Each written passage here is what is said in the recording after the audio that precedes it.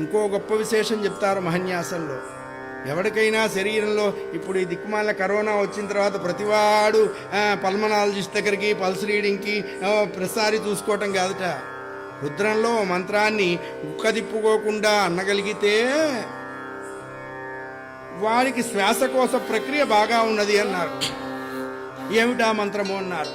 నమ శంభవే చ మయోభవే చ నమ శంకరాయ చ మయస్కరాయ చ నమ శివాయ చ శివతరాయ చ అఘోరేభ్యో దఘోరేభ్యో ఘోరఘోరతరేభ్యః సర్వేభ్యః సర్వసర్వేభ్యో నమస్తే అస్తు రుద్రరూపేభ్యః నమస్తే అస్తు భగవన్ విశ్వేశ్వరాయ మహాదేవాయ త్రయంబకాయ త్రిపురాంతకాయ త్రికాగ్నికాలాయ కాలాగ్ని రుద్రాయ నీలకంఠాయ మృత్యుంజయాయ సర్వేశ్వరాయ సదాశివాయ శ్రీమన్మహాదేవాయ నమః.